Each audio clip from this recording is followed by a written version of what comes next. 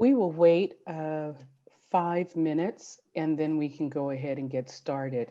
I see a lot of friends and I want to thank you for sharing your busy Wednesday with us and look forward to having a robust conversation.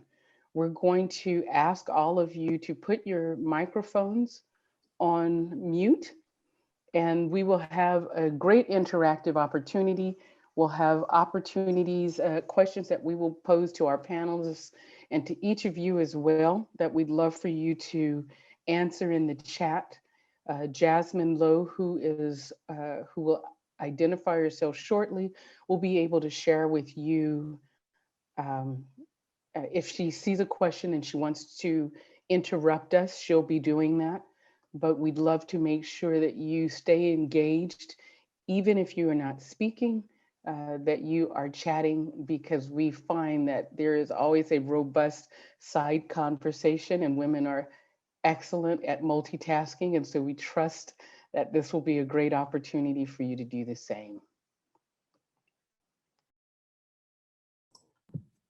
Hello, everybody. I'm Michelle Reinhardt with Innovative Housing Opportunities. We'd like to take this opportunity, if you're interested, if you would say hello in the chat and let us know what organization you're with, and reach out and say hello to each other. Yeah, and we're just gonna go ahead and start.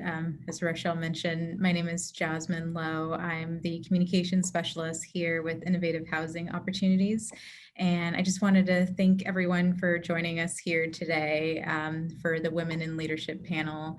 IHO wanted to bring together a diverse group of women, talented women on this panel to share their personal journeys to becoming leaders in their organizations, what motivates them, lessons that they've learned along the way, and encouragement to empower future female leaders. Today's panel is free to attend. However, we encourage you to give through IHO to help develop vibrant communities where residents can reach for new possibilities. IHO is a nonprofit developer who enriches communities by providing high quality, affordable housing. We provide services such as educational programs for financial literacy and social opportunity that these communities would not otherwise have access to, on top of developing and managing safe, high quality housing that is affordable to low and moderate income people.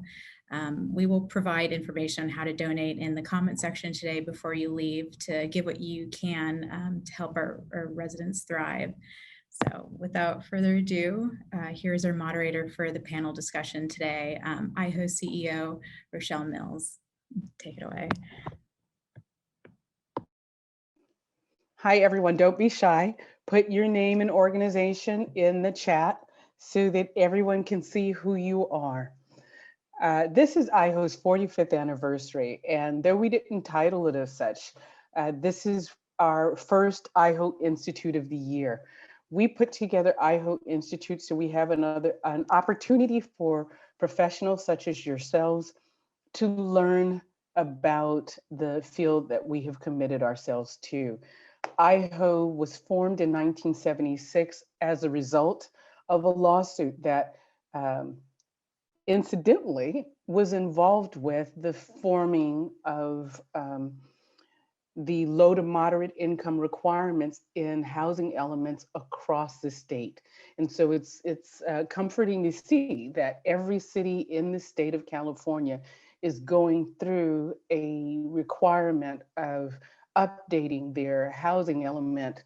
And in that is provisions for low to moderate income households. And so I encourage you, if you have an opportunity in the jurisdiction in which you live, to get engaged.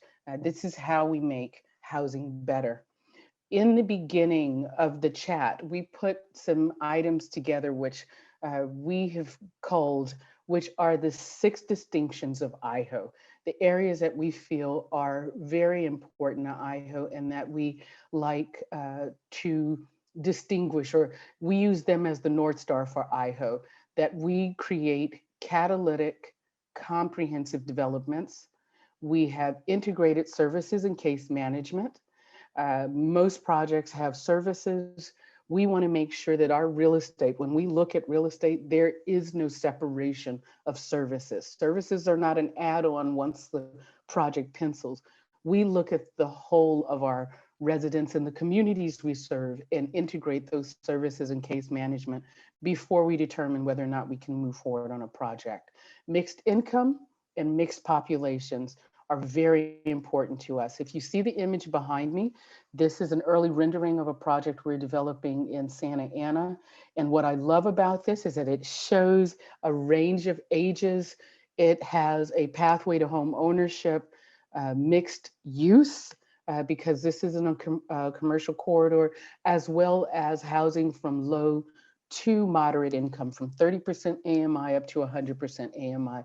That's something that we believe very strongly in, rather than the unintended consequences of housing policy, which right now appears to be concentrating poverty and exacerbating racial segregation. So mixed income, mixed use communities, mixed population communities. The other thing is architecture and art. Architecture is my background, and same as Jasmine and Michelle on our staff and our CFO, it just happens to be a coincidence. But we believe that these developments can uplift a community. And that's important to us, to celebrate the local assets, the local culture, and to make sure that we are giving communities something that gives them a sense of pride. And that goes to our authenticity. And that is justice, equity, diversity, and inclusion. It's not just a marketing statement for us. It's very important to us because we carry that out through our staff, through our policies, through our hiring. We have now made as an organization a commitment that when we invest in or spend money on a consultant, an architect, a builder, we ask and require that they also mentor a small and minority owned business, because we would like to not be here in 5 years saying that we can't find a qualified Asian general contractor or Black architect. And so we're using our dollars to make sure that that happens. And also community engagement and impact. The work that each of us does has a long-term ripple effect in the communities that we serve. And it is imperative that we take that legacy very seriously. And so we have a robust community engagement. We partner with our communities to find a mutual benefit, mutual accountability on the side of the developers, our trades that we work with, our service partners, as well as our communities themselves. And so those are the things that distinguish us. Those are the components that had us reach out to these amazing women, and we'd love to get started. We will have opportunities for each of you to join into the conversation. If not by verbally, we certainly want you to reach into the chat, and we will give you lots of opportunities to do that. We're going to start with introductions, and I'm going to start with Eri Kameyama. Hi, everyone. I'm Eri Kameyama. I'm with Low Income Investment Fund. LIV is a CDFI, which is Community Development Financial Institution. It's a national organization. We are headquartered in San Francisco, but I'm based in LA. And we work with nonprofit and affordable housing developers like IHO to help build affordable housing or community facilities. We also work on, with charter school developers, early childhood centers, etc., to kind of holistically, help support community development in, local areas. So nice to meet you all. Next, we'll hear from Kendra Chandler. Good morning, everybody. My name is Kendra Chandler. I'm the Executive Director for ULI Orange County Inland Empire. ULI stands for Urban Land Institute, and the Urban Land Institute is actually a global organization broken up into 3 regions, and we are in the Americas region. There's also a Europe, Middle East, Africa, and an Asia Pacific region. And within the Americas, I am part of the district council that covers Orange County and the Inland Empire. We're a multidisciplinary organization that helps bring people across all different disciplines of land use to share best practices, educate one another, and to help share and make an impact in our communities through responsible land use.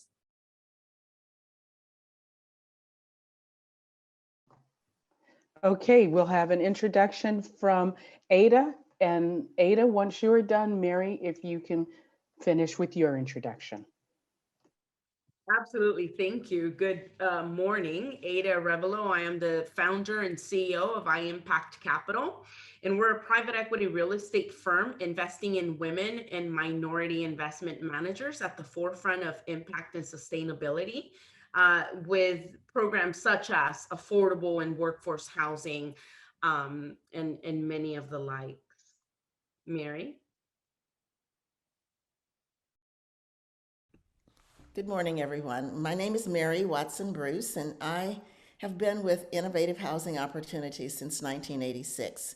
I served as the president of the board for 20 years and removed myself at one point because no nonprofit needs to have the same person leading it for that long. And now I'm back on the board as a board member, and I enjoy seeing my ideas go forward. I'm an advocate for art in everyone's lives, and I'm an advocate for housing where we train people to leave, that we give good housing to people, we give them good services, and the services are services that train people to be on their own, homeowners, so that we can let the next group of people who need our services come in.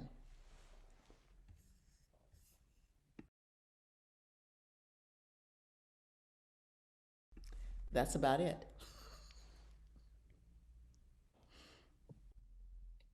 Yeah, and so we can move on to our general questions. Hold on. So this is for each one of the panel people. What led you to your current position?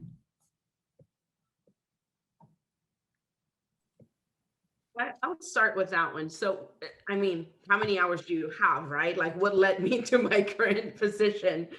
But I think I can summarize it with passion, really. I'm very passionate about women. I'm very passionate about minority advancement. I'm very passionate about affordable housing. Overall, I'm passionate about providing opportunities. And so throughout my career, I've seized the opportunities that have come my way. And when I haven't seen an opportunity, I've created it. And so that has led me to where I am today in creating an organization that really allows me to invest my passion into the groups and the organizations with the missions that align with my values. I'm happy to jump in next. So I actually started my career by chance in the nonprofit world. I started with the Building Industry Association of Orange County, and I basically just kind of fell in love with all of the different passionate, inspirational people that are part of making a difference for people in our communities. Home, as we have learned over this past year, is very, very important for so many reasons. Mental health, physical health.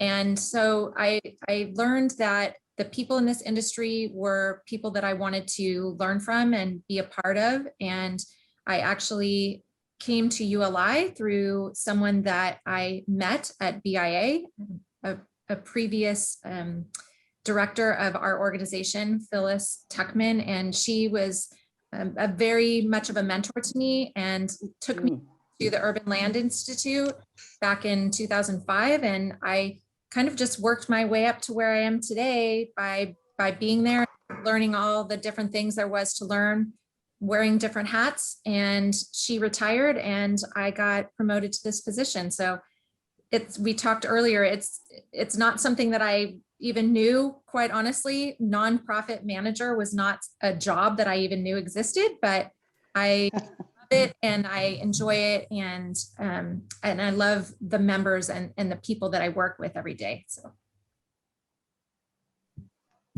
Did anyone else want to answer that question? I guess. So, okay, go ahead. Well, Mary. Eri, you go first because I'll bring up the end. Sure. So, I was born and raised in Japan. So coming from another country, and I was raised by a single mom, which was a rare thing in Japan back in the 70s. So I, grew up watching strong women trying to make it,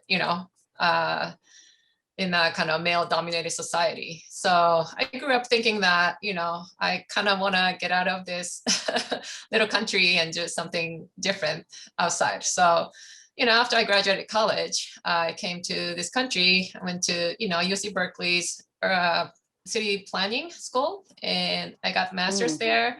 I was fascinated by city planning, urban planning, and also community development. And, we worked in West Oakland community back then with a San Francisco Foundation as a student to, come up with a plan how to improve lives of, people in West Oakland.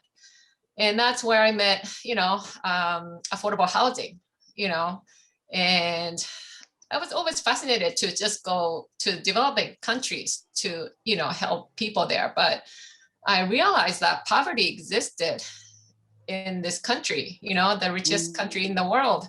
And the disparity in wealth was just, unimaginable, for someone coming from Japan. And I just decided that this is where I'm going to stay and going to invest. And since then, I just been in this field. I work for the City of Oakland Community Development Department. And then I, moved to San Diego, worked for a redevelopment agency there, working on affordable housing in downtown San Diego. And now with, Lyft, trying to work with, nonprofit partners. So this is my passion, and, so glad to meet with, passionate women like Rochelle and part of this great, group of people. So thank you. It's funny, as Eri says, recognizing the poverty here, everyone remembers that line in Crazy Rich Asians when the guy is having dinner and he says to his son, "You need to eat. There are starving people in America." And that's kind of the world that we live in right now. Mary? I'm the only one here who is a volunteer and whose responsibilities to nonprofit housing doesn't pay me anything, hasn't paid me anything.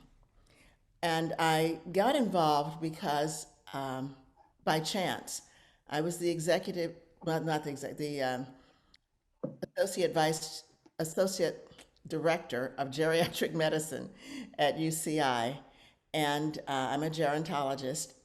And at the time, in the 1980s, IHO was a part of the city of Irvine with, I don't know if Rochelle has explained IHO's start to the whole group, but I'll have her do it again. And the board of directors was made up of representatives of governmental entities, the Irvine Company, and UCI. My neighbor was the representative from UCI on the board of directors, and he was my mentor as a statistician doing medical statistics. I taught with him. And he said, "Well, you're the one who's the gerontologist. This program, IHO only has one piece of property and it's a senior housing facility. You need to be on this board representing UCI." And I said, "Okay, I'll be on that board representing UCI because it's a senior facility." And I really got wrapped up in how we provide the services as well as the outcomes that happened to people once they were in senior housing. We found that people were living longer than they were in the community. it gave us a chance to do some really interesting research and written information that we brought out to the world. So I was really interested in that. As we decided to open this organization and actually grow it, several of us took turns in being president of the board or chairman of the board, and I'm the one who stayed the longest. And that's why I'm here. And I was president for, like I said, 20 years, and then decided to leave, get off, and then come back as a regular board member. There are things about this organization that you must know. As a volunteer, what moves me, what drives me, what keeps me here for all these years is that IHO really lives up to what it wants to do. We want to get people into our units, the family units, and we want to get them out. We are not caretakers thinking that everybody who's poor is too dumb to move. We don't think that at all. We think that people need opportunities to get on with their lives, to build family wealth, things that have been taken away from them and not allowed to happen before. And that's why we're here. We're giving people the tools. Thank you, Mary. Thank you. I want to ask everybody in the audience to put into the chat something that Eri brought up. Who is the mentor? Who gave you the support that you need to continue in the field that you're in? So if there is a mentor that you want to give a shout out to and a sentence that explains how they, the impact that they had, I'd love for you to put that in there. I don't think that we realize in the work that we do, the impact that we have. I was talking to someone recently and she said to me, since you've been my mentor, Rochelle, and I thought, mentor? I didn't know I was a mentor. I didn't know I was qualified to be a mentor, and I didn't know I had done anything profound enough to influence somebody that they would consider me a mentor. But I will tell you this, there was a period of time just before I became the CEO at IHO that was an extremely low period in my life, personally and professionally. And my daughter said to me, Mom, who is your posse? Who are your mentors? And I said, I don't know. And she said, well, what are you going to do about it? And I said, I don't know. And she said, well, that's not a good enough answer. And so I remember sitting with this college student who, of course, goes to college for 2 years and then comes out thinking that she can rule the world. And I thought, well, why don't I do this? Why don't I start a group and I will invite the people who I admire to tea, and I will let them, and we will, I'll benefit from being around people who I admire, and maybe something will come of that. And it really, I want to say, filled my soul. I call it strong black tea. And because I didn't see a lot of people like me, I reached out and brought in young women, elders, people who were in this field, and I invited them to tea, and that continues to this day. And so I'm asking each of you, who are your mentors, and what are the outlets that you go to when you feel beat down by the day-to-day work that you're doing? And I will put that out there for anybody, whoever wants to start. I'll jump in on that one, Rochelle. So I am very much a people person. I'm a collaborator. I work much better when I have a group of people to throw ideas off of. I like getting feedback from others. And so when I'm hit with something hard, honestly, I go to my peeps. So my first peep is my amazing woman that works with me, Katie Holst, and we're a great team. We throw things at each other. We're very open with each other. I feel very comfortable being able to talk with her about my ideas, and she feels the same. And so at work, we definitely throw things to each other and kind of work through our obstacles that way. And then to Rochelle's point, I also realized that through the Urban Land Institute, for years, we've done a mentorship program, and it's basically been for our young professionals, usually under the age of 35. We create these opportunities to put mentors together for them. And after years of putting mentors together for all these other people, I thought, geez, I really would like to have a mentor. I would like to be in a mentor group. Am I too old to have a mentor? So I decided that I was going to reach out and create my own group. And I am fortunate that Rochelle is part of my Shiro group. I have other women in the nonprofit sector that we meet on a monthly basis. We talk, we share, we learn from each other. And for me, that's where I get my inspiration, and I'm able to share with those women and learn, most importantly, from them. Oh my God. I mean, Kendra couldn't have nailed it more, right? Like, they always say it takes a village to raise a child. It takes a village to build a successful career. Like, nobody gets to leadership, nobody gets to the top alone. We need support, because we constantly run into hurdles, into things we don't know, we haven't come across before. And so having a team behind you is so important. I have my professional executive coach or leadership coach. And so I have my paid one, but I also have my various groups of mentors, depending on what kind of issue I'm running into that day or with that project. It's about identifying everyone's strengths and having the vulnerability to ask and say, I would love to run something by you. I would love to get your thoughts. Give me feedback. How can I make this better?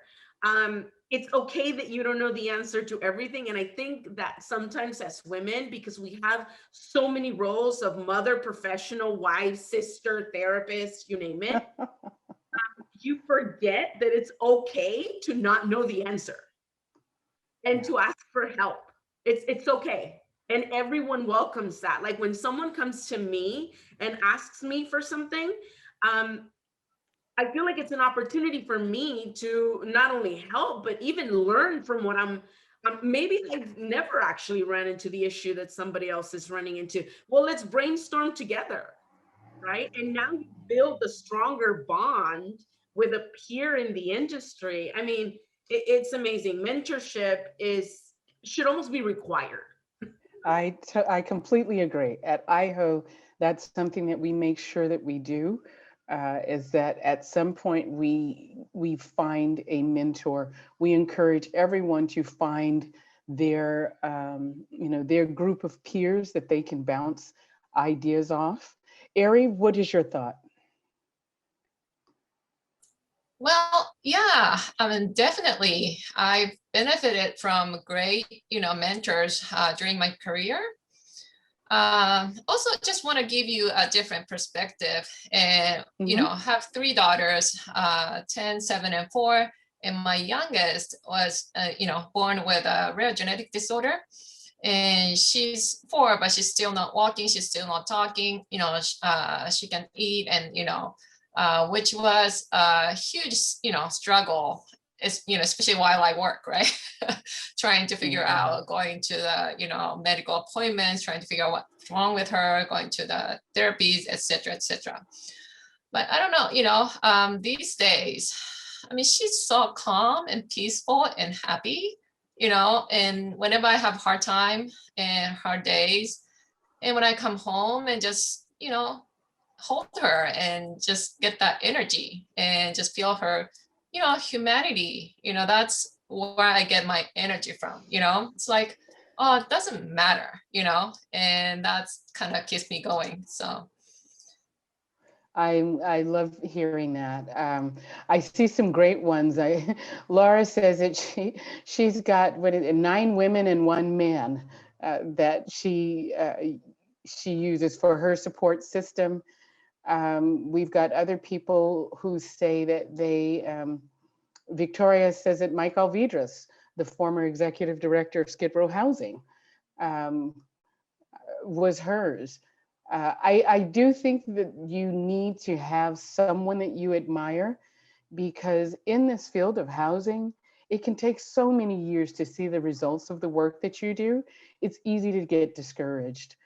I love that Amber talks about a former supervisor that she had, and I would encourage each of you in the fields that you're in, even if you're not at the leadership position, to recognize that people are always watching you, and you have the ability, whether you know it or believe it, to be an inspiration and a mentor to others. And so don't take that for granted. I'm going to move into our next section where we ask specific questions of each of our panelists. And even though I might ask it to one panelist, I'd love for each of you, if you feel that you would like to contribute to that, please do. And I encourage those of you who are on this call to, again, if you resonate with something, let us know. Put it into the chat. If there's something that you would like us to also bring up, we'd love to do that. So Chill on our staff, she says she's new to real estate development and would love a mentor. There is an opportunity for everyone to be someone for someone else.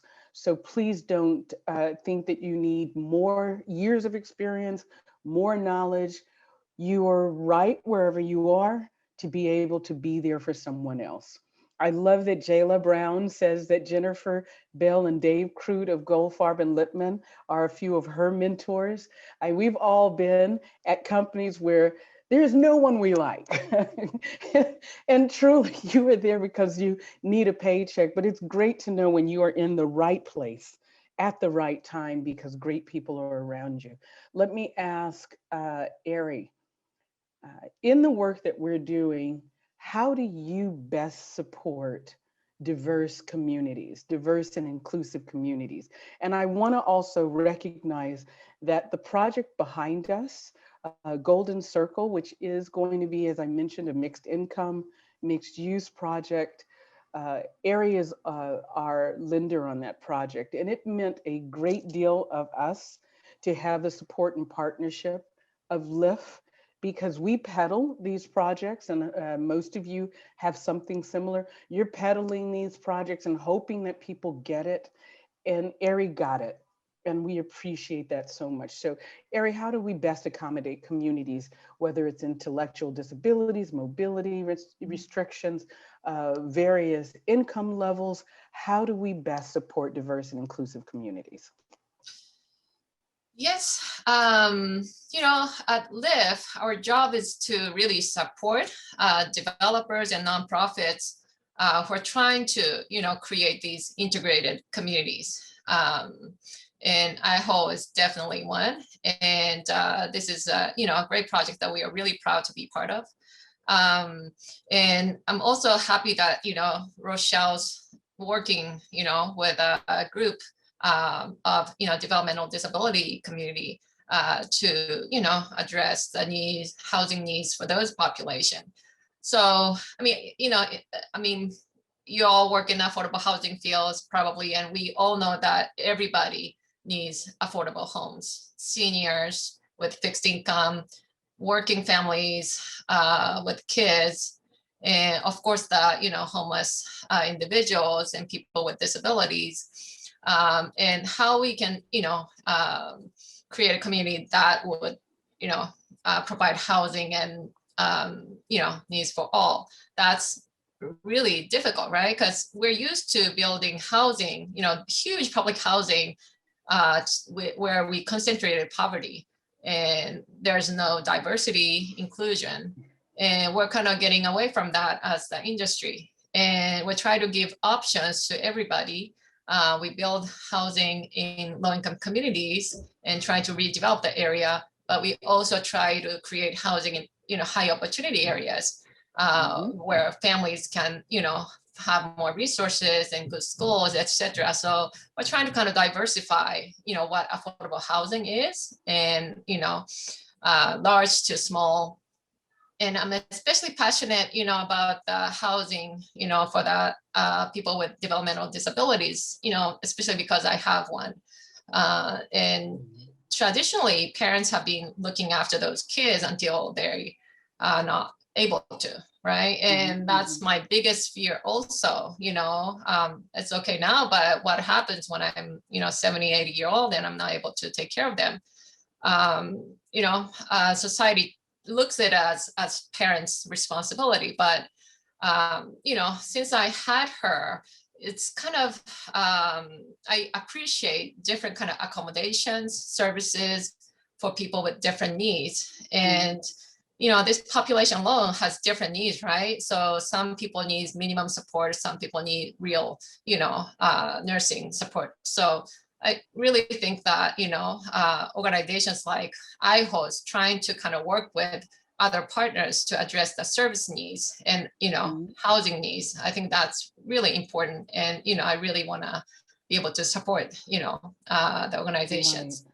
Yeah. Now, Eri, I don't know if you want to discuss it, but LIFT has put together a pretty exciting national initiative towards diversity and leadership. Can you talk about that? Sure. So I know, this was a national reckoning the past year of racial injustice and, what kind of, how we can address as a society. So LIFT also has taken on the task, and we came up, we developed a product for Black developers, especially on the East Coast. But, this is part of the wealth building. And how do you start becoming a developer, and no financial institution will lend you if you don't have a balance sheet or if you don't have experience. And how do you get over that, obstacle? So we're trying to lend to entrepreneurs who are trying to start development business, but don't have the balance sheet or experience to lend unsecured loans so that they could start working on pre-development for projects. So that's kind of, we just started, but hopefully, we can contribute to many, Black developers who could, grow and build wealth, and also, kind of raise young ones. So. Well, I love that, because in the positions that we have, even if you are not in a leadership position, I think it's imperative that each of us recognize that we have a voice in changing things, improving things. We love to say that in our organization, but people don't always believe that. They don't always trust that they are equipped and capable, or that they will be taken seriously, or that it's a sincere request. But everybody should use the voice that they have to have an impact. I put a question in there. What suggestions do any of you have for how do we create sustainable, inclusive communities? And let me go to a question to Kendra, based on what I was just talking about. How do you get over the imposter syndrome and feel confident in your own skills and abilities and your voice when you are in an organization whose decisions are being made in Washington or some other location? How do you come to grips and make sure that the things that you see are best practices get incorporated? What advice can you give to other people to make sure that their voices are heard as well? So I'm laughing that Rochelle gave me this question about imposter syndrome, because we talk about this in our group. I think that imposter syndrome is a real thing, people. It's a real thing. And I think a lot of people feel very isolated, like they're the only ones that feel this. And if you just reach out, you realize almost everybody feels this at some point or another in their life, right?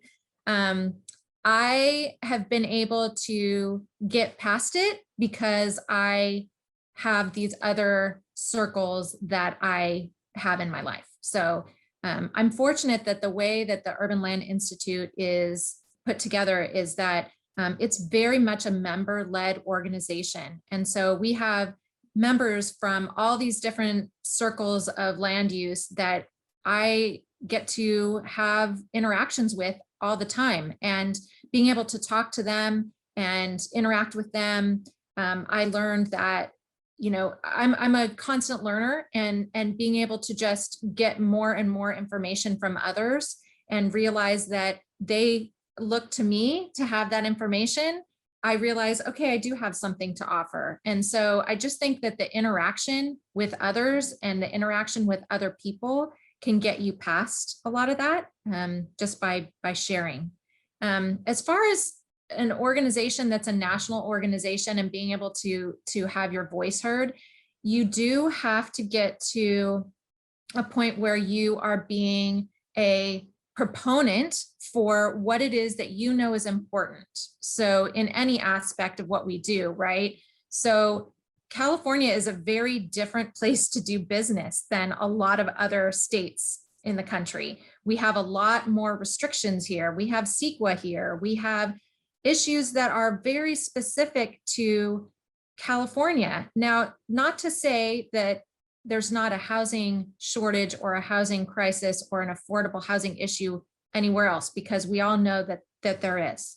But we know that here in Orange County, there are great needs, and we know that our issues here are different. And so you just have to use your voice and your passion to speak up, to say, maybe this is an issue for other people, but here it is. And there are different ways that we can tackle these issues, but we need to make sure that we're being clear. We need to make sure that we are raising our voice to these issues and hearing from other people as to, I love your question, Rochelle, what suggestions do we have? That's one of the wonderful things about ULI, is that we need to have everybody's voice at the table. And when I say that, I mean everybody's voice in gender, everybody's voice in, you know, race, everybody's voice in experience and discipline as to what they do, because the more people that we have at the table, the more likely it is that we are going to be able to come up with solutions and ideas that are going to benefit everyone. So being able to put together those members in a room, have those conversations about what needs to happen. We know a lot of it. The land use is complicated. There's price, there's availability, there's legislation that limits us, there's time, so much time, right, that it takes to get things done. There's financing. Yeah.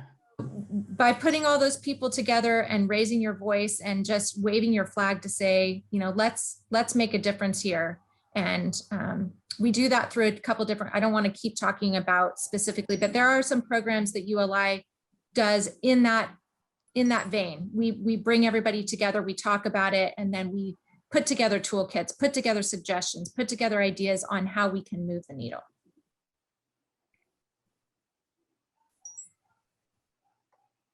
Yeah, there's a program that you have called TAP, and I mentioned that because Ada said earlier, you have to get comfortable asking for help. And when you are trying to move up the food chain, there is no value in being afraid to ask for help. You can't grow unless you ask for help. And you have a program, the TAP program, that IHO benefited from for this project, again, that I'm talking about behind me. Tell me about that project, and so that those who are on this call can learn about some of the resources that you have that may be available to them. So we have two amazing programs that are very specific to ULI. One is the TAP program. It stands for Technical Assistance Panel. And we have a couple different ways that we do that. Specifically, as it relates to IHO, we did a project with them where we had a bunch of our young leaders from all different disciplines. that looked at a piece of property that IHO had and were able to sit down and discuss what are the best ways that we can look at this property and give them suggestions and recommendations and steps forward to make this happen. Specifically, this program was led by our young professionals, which are just always continue to amaze me because they're so smart and so savvy. But they came together, studied this, and then at the end of it was able to put together a report for IHO to give them next steps and how they can achieve the goal that they're trying to achieve. And we do that for cities and other organizations as well. We're going to be doing a program in South County. We've done something for Cal Poly Pomona on a couple different properties that they had. Just those people are involved in education. They're not involved in real estate. And so getting to that realm of not knowing the, everything about what you're getting to do, ready to do on a project is very scary. So being able to bring in people from all different disciplines and have them kind of sit together and put that together for the university was able to let them have those steps to complete the project. One was great. I'm glad you mentioned that. Yeah. And urban plan is the final one I just wanted to mention. I'm glad you mentioned that.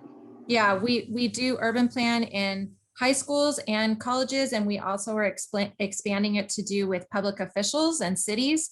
And it's basically a program where they respond to a faux RFP for a city, and they get to learn all the different aspects of what it takes to do a development. And it can be very eye-opening for young students that there's a path for me here that I can get involved with, making my community better. A lot of these kids don't even know that there's these opportunities available to them to be able to get engaged with that. And then also for public officials to understand the other side of the coin of what it takes to do a development. So it's a educational program. Well, I'm glad you shared that. So many people don't realize that when you come into a field, or I came from architecture, and when I came into affordable housing, I didn't know anything about it, and I didn't know where to go. I didn't know that there were resources out there. One of the reasons why we talked about finding your posse is you can't move forward if you are afraid to let people know that you need help moving forward. And there are so many great resources. There's so many great names, people on who are participating.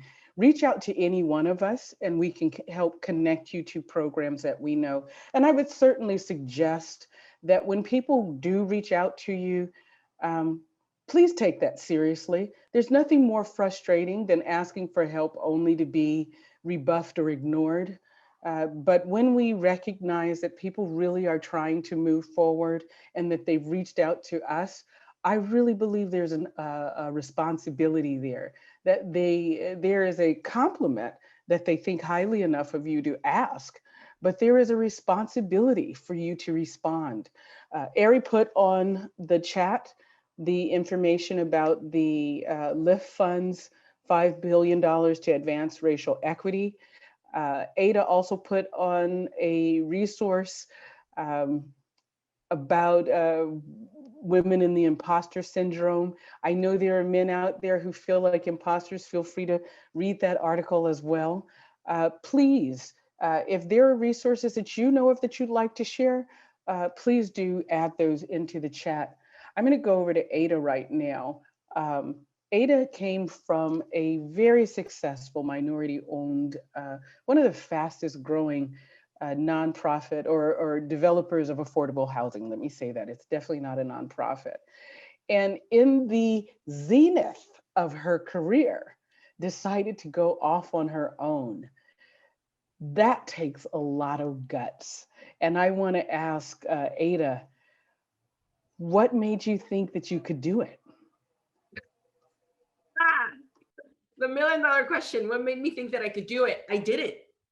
I didn't think that I could do it. I had been with Avaneth Capital Management for 8.5 years.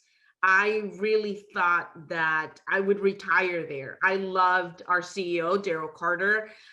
He was a mentor. He was the epitome of success to me. So I thought I had found my place until I realized that there was so much more that I wanted to do, and that what I was doing was only tapping the surface of my potential, my values, my passion.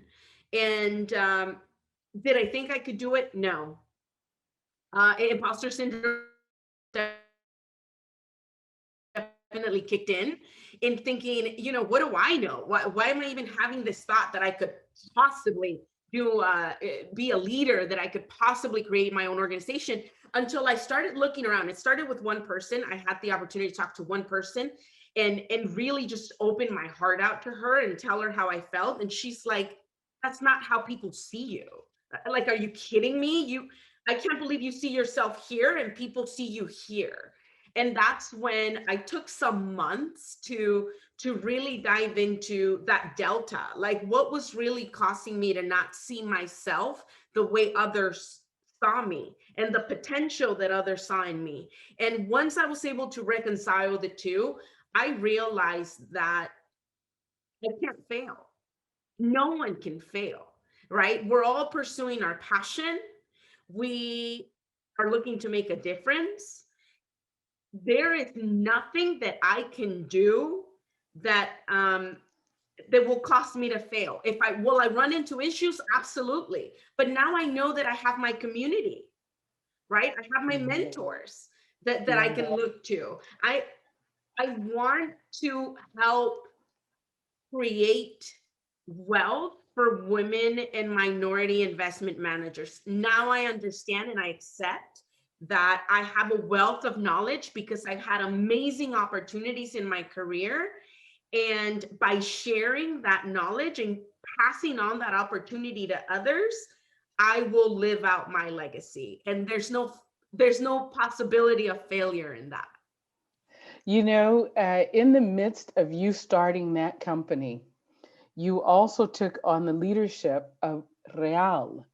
Tell us about that, and why on earth would you take on an organization like that when you were starting your own company in the middle of a pandemic, when you've got 2 children that you now have to homeschool?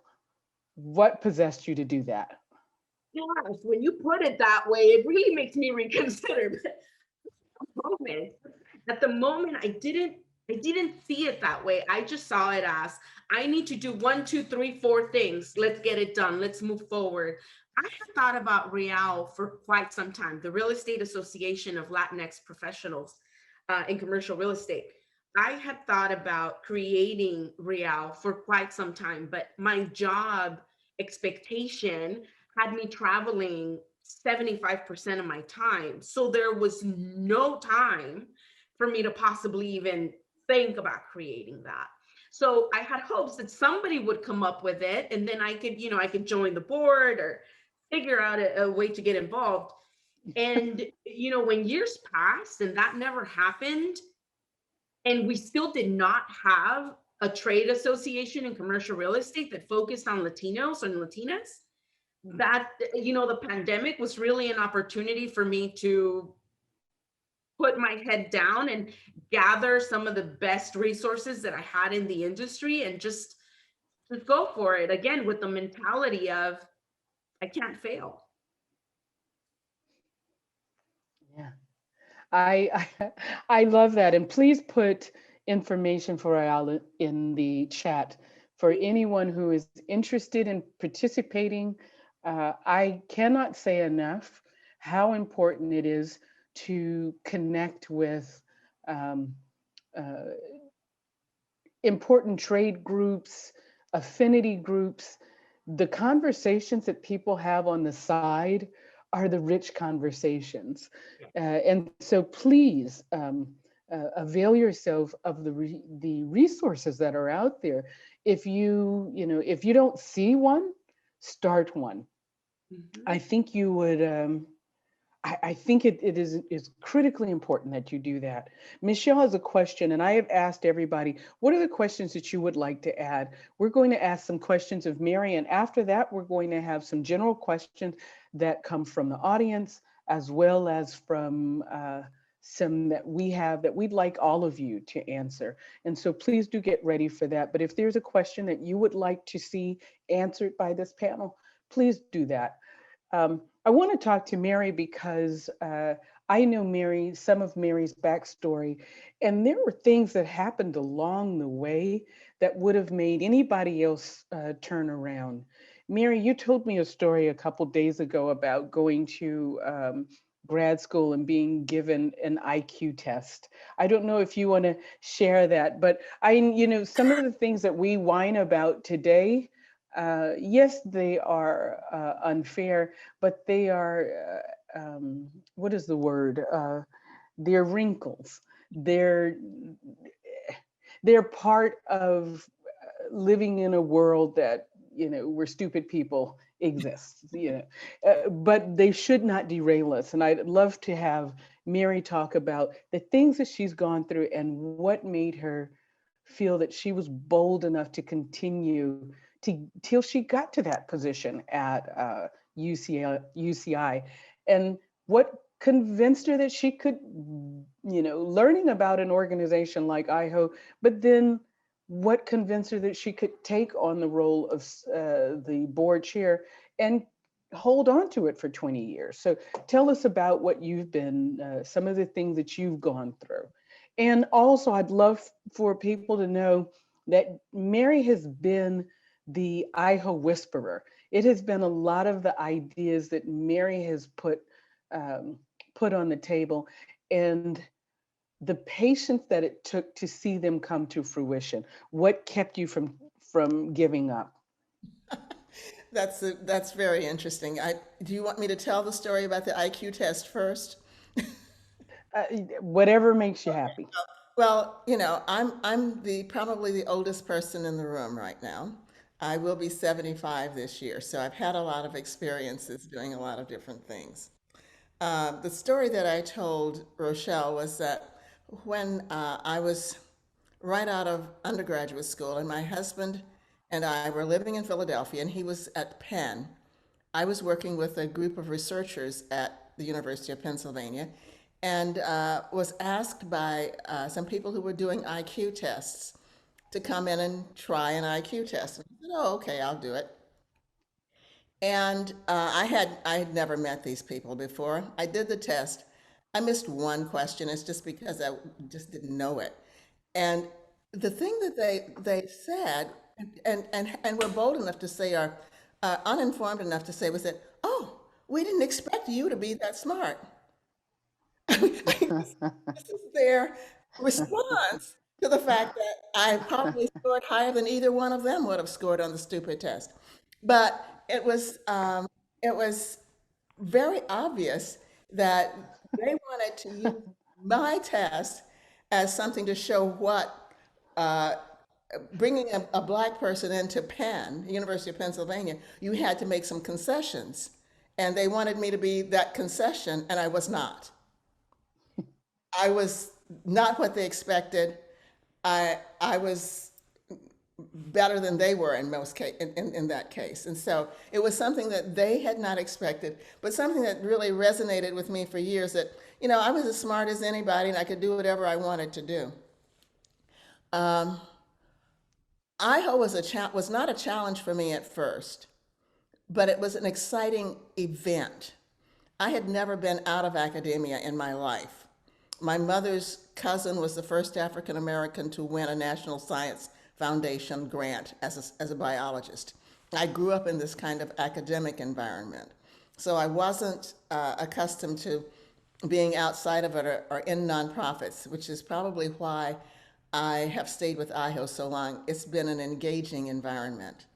But one of the things about being an outsider is that you don't know what you're supposed to know. So you just go forward with what you think should be. Mm-hmm. So being in the city of Irvine was interesting. We had an African-American man on the board by the name of Leon Napper. Leon Napper was fearless. He didn't broke with anything that he didn't like, and he made you feel powerful with him. He invested in his family land in North Carolina and built apartment buildings. He did anything he wanted to do. And he was one of the people who put his house on the line to bring housing, inclusive housing, to Irvine. He is one of those guys who put his house and mortgaged his house to pay for the lawyers to bring inclusive housing into this state. And he was on the board of IHO. And Chuck Clemenshaw, who was the first president of the board of IHO, was his mentor, but was also mine. He died before he could be a full mentor of mine, but he was Leon's. Leon was a hands-on guy. And the reason he's not on the board now is that the IHO board has grown from being a mom and pop board, and it wasn't something that he wanted to sustain with his own presence. But he was amazing in keeping us together. So how do you navigate being in the city of Irvine? You have to just make sure that they know that this city knows what you want. One of the things that we found is that IHO was often taken for granted because we were considered this minority-run thing and that they really weren't that interested in dealing with. But one of the things that we really wanted to do was to make IHO different, better, and responsive to the needs of people. We were really tired of seeing nonprofit housing developers put people in places like high-rise housing for poor people and just leave them there. These are people who assumed, who could not see the humanity of the people who were coming into the places that they lived.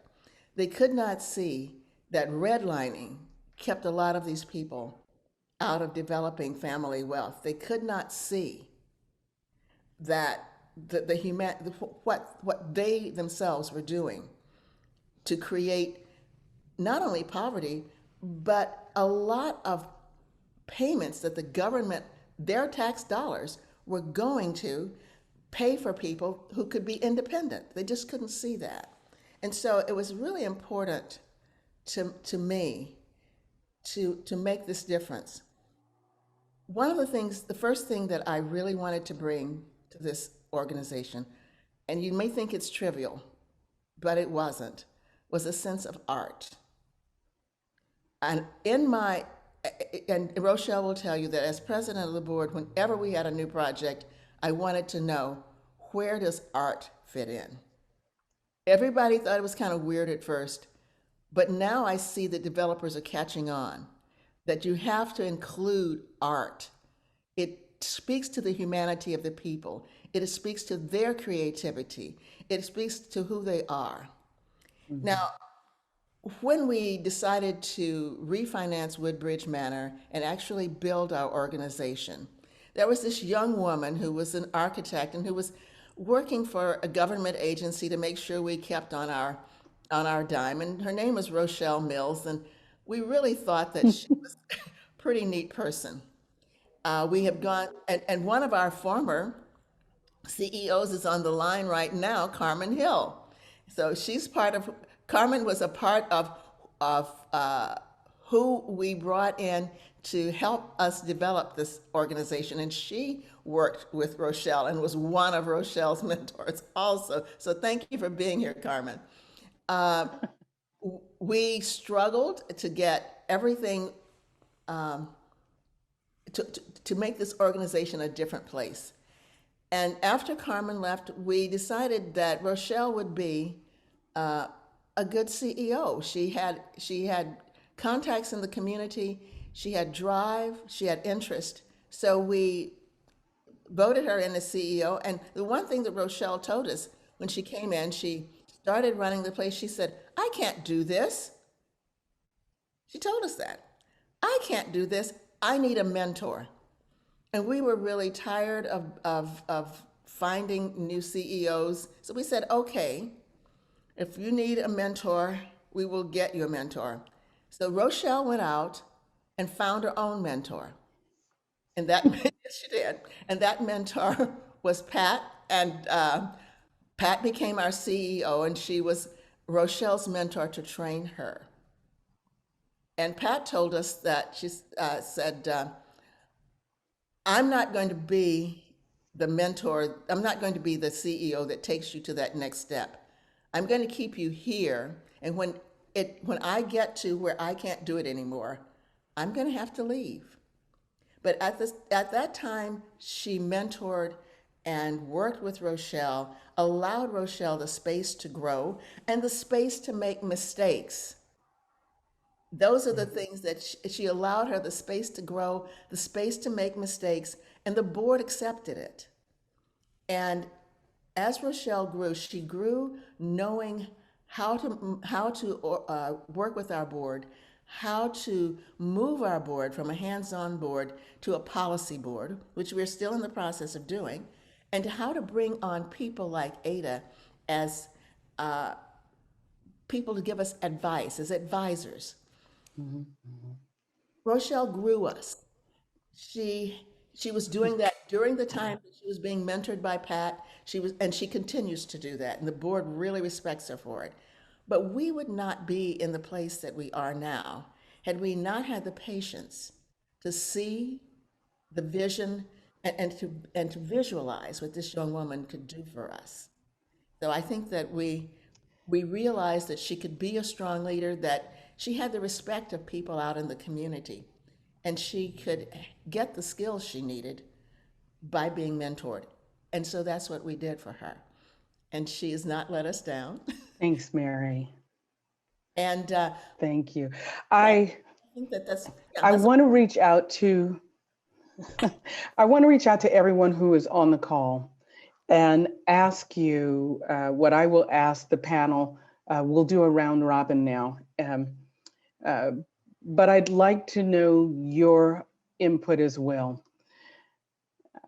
What is the advice that you would give to a woman wanting to move into leadership? What is that advice? And let's start with Kendra.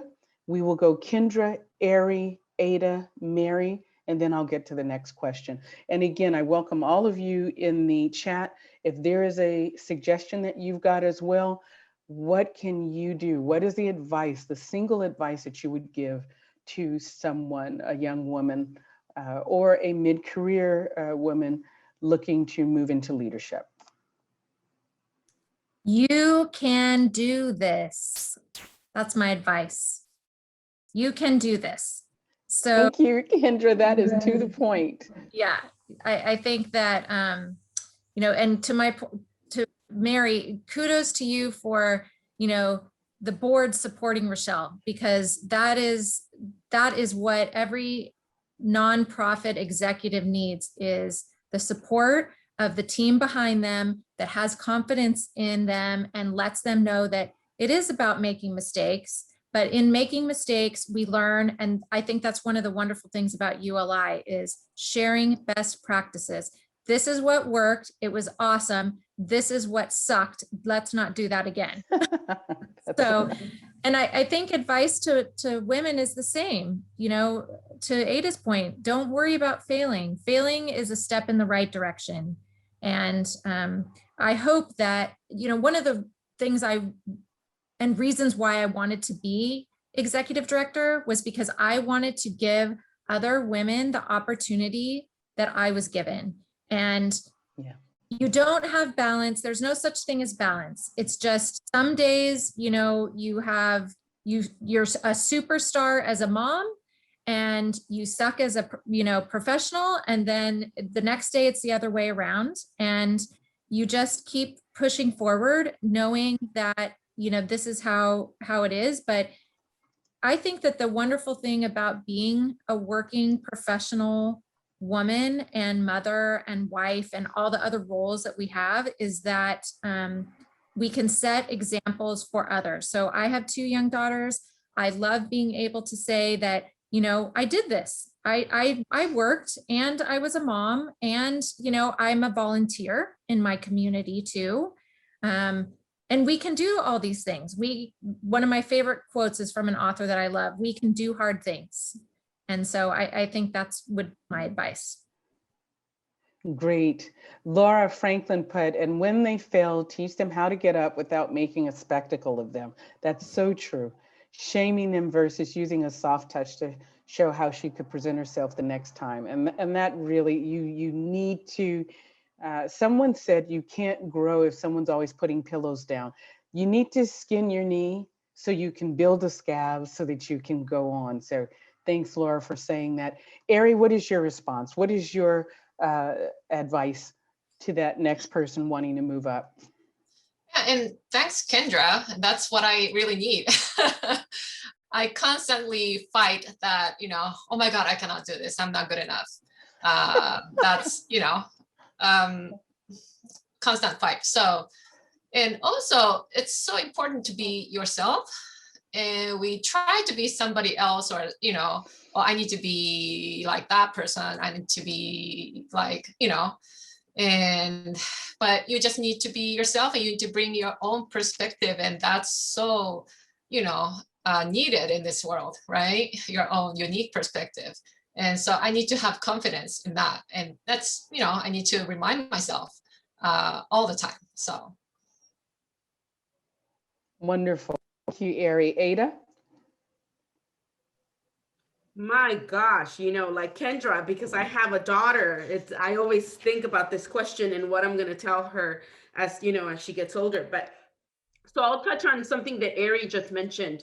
One of the things that I would say is you have to be really in touch with your strengths and your weaknesses. Nobody can know your strengths and your weaknesses better than you. And then play to your strengths. Oftentimes we try to perfect our weaknesses and we try to improve them.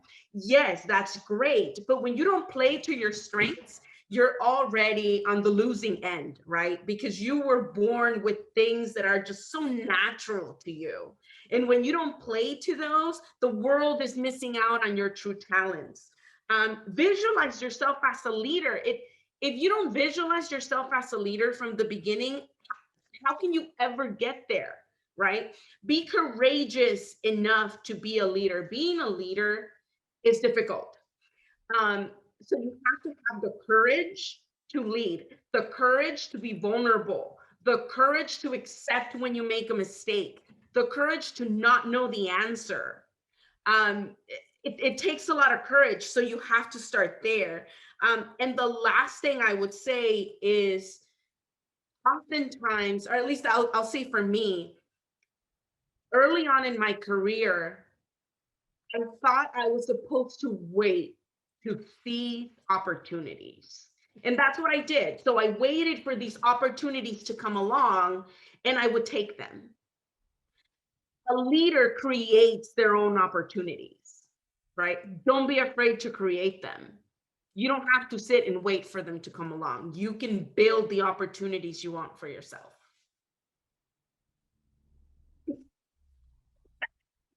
Be the mascot for my team. Someone said that in the chat room, Laura. Yeah, Jacqueline Ramos said something great. She said, do it scared. And I love that. I love that. There is never going to be a perfect time either. All of the stars don't align. You do a call like this and the cable company shows up as you go online. Things happen. You break your heel when you're going into the meeting.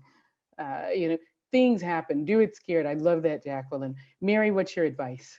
I think everyone's has been given incredible advice by everyone else on the panel. My advice is to live through all of that. Live as the ladies have described. Live scared, do it, know yourself, and understand that everyone else you will deal with will have their own baggage. Yeah. And that you don't need to blame them for having their baggage.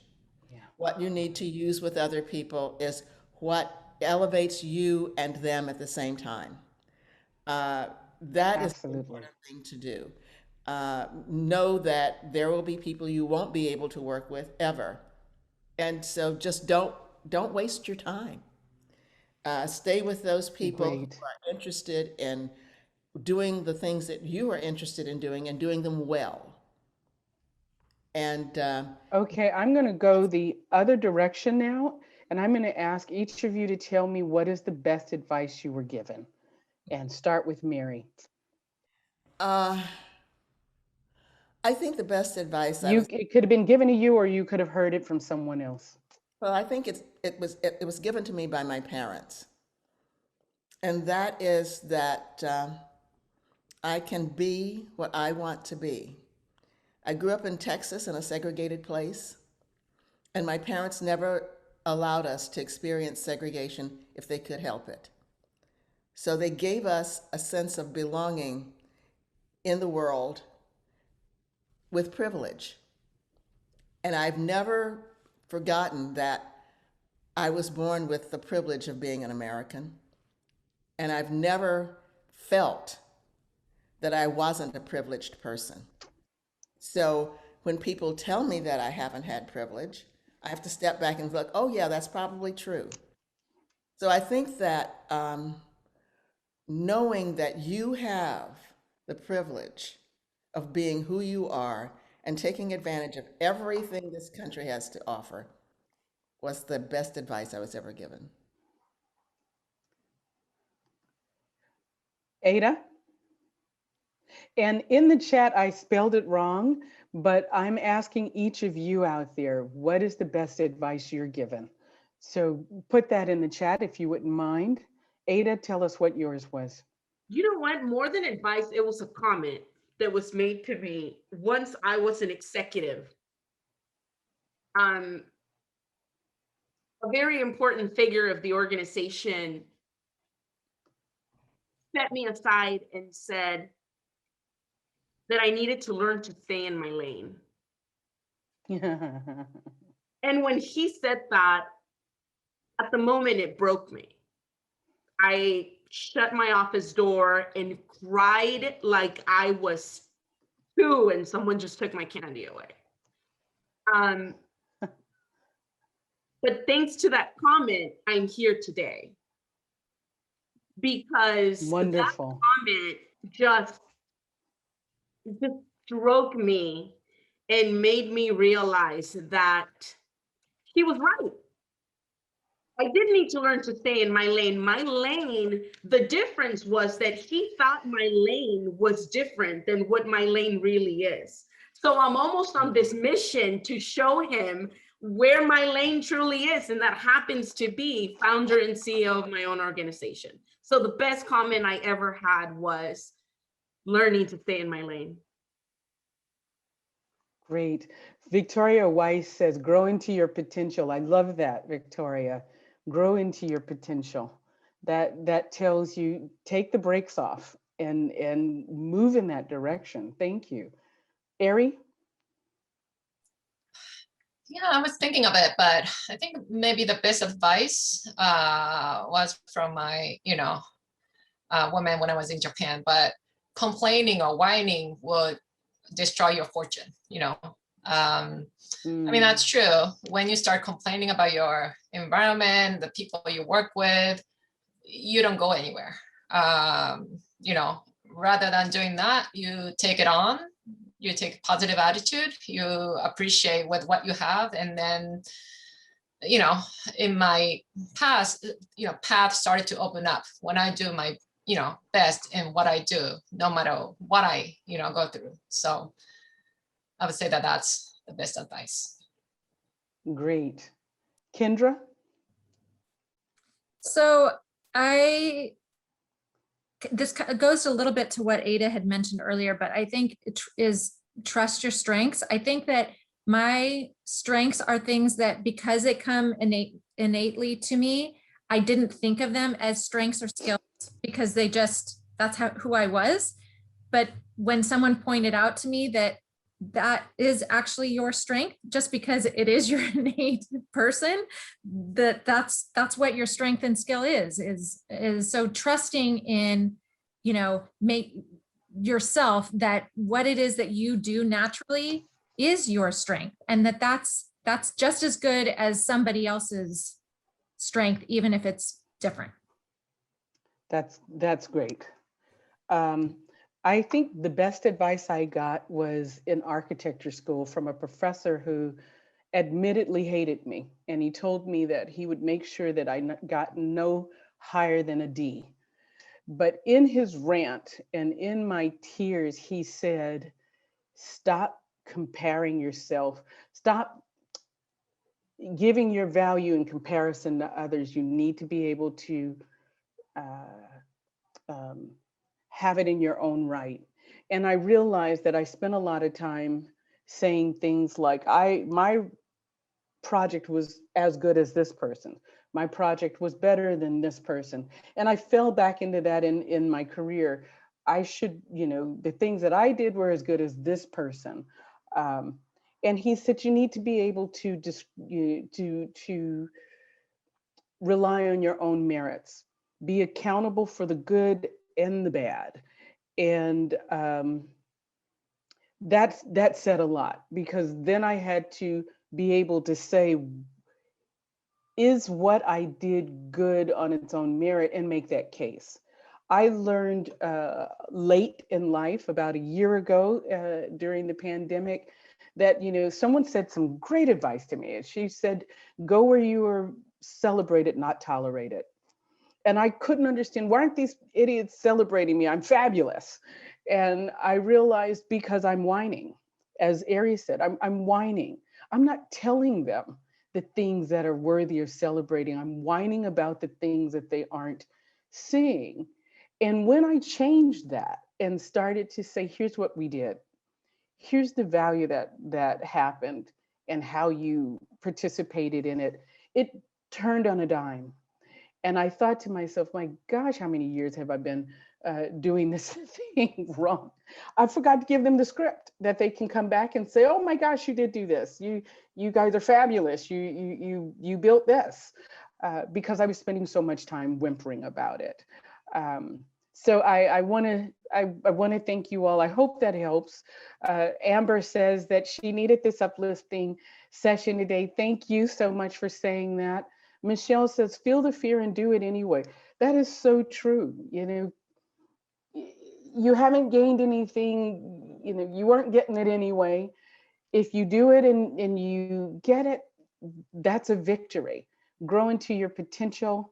As I said, Victoria shared with us. If there's any other suggestion that you have for other women in this field, opportunities to uplift, I would certainly say each one reach one. I do believe it is our responsibility, not just women, but men as well. The more that we invest in the team that we have, the better we all become. And if we're not afraid, I mean, there's room for more than one. If we're not afraid to share the spotlight, we all benefit.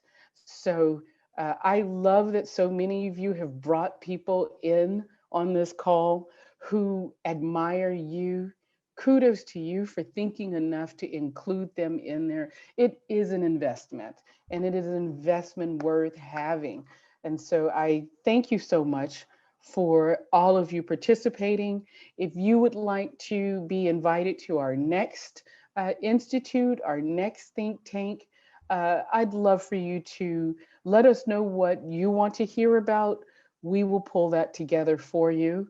And again, thank you to our speakers, Eri Kameyama from the Western region of the Low Income Investment Fund, Kendra Chandler, who's the Executive Director of ULI Orange County and Inland Empire, Ada Arevalo, founder and CEO of Impact Capital and founding director of Real, Mary Watson Bruce, who is on our board of directors as the vice president, vice chair, and she is a retired gerontologist.